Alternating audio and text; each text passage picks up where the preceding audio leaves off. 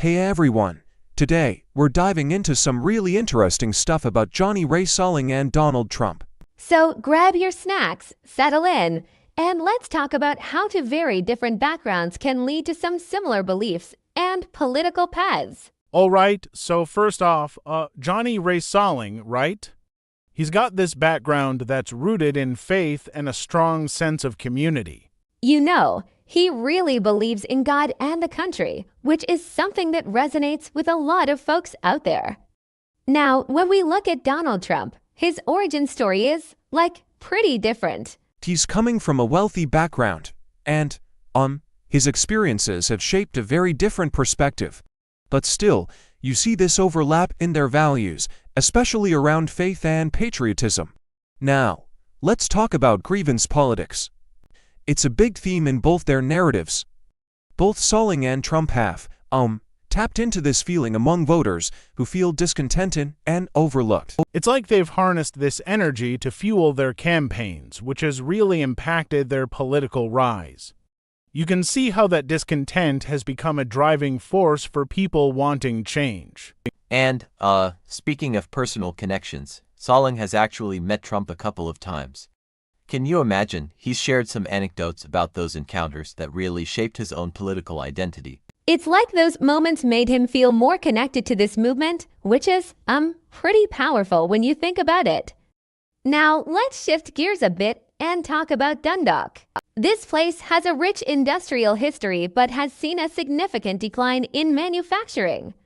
It's kind of heartbreaking, really, to see how that has impacted the community. People are struggling, and it's no wonder there's been a shift in voter sentiment. You know, Dundalk used to lean Democratic, but as economic hardships hit, folks started looking for different solutions, and that's where the Republican shift comes in. Salling, he's pretty optimistic about Trump's potential second term. He's hopeful that there could be some economic improvements and even community revitalization. It's, refreshing to hear that kind of optimism in the face of what seems like a lot of gloom and doom, right? And let's not forget about Trade Point Atlantic. This place has really made waves in the local economy. It's fascinating how foreign trade can actually create local jobs, even if it feels a bit paradoxical. Salling thinks this could be a key factor in turning things around for Dundalk, and it's worth exploring how local economies can benefit from these larger trade dynamics. Now, reflecting on how the community is responding to these changes is, super important. There's a lot of local political strategy happening right now as people are trying to navigate these changing times. Salling believes in collaboration between parties for the community's benefit, which is a refreshing take. It's not about division. It's about coming together and figuring things out. So, in conclusion, Salling's outlook is, both realistic and hopeful.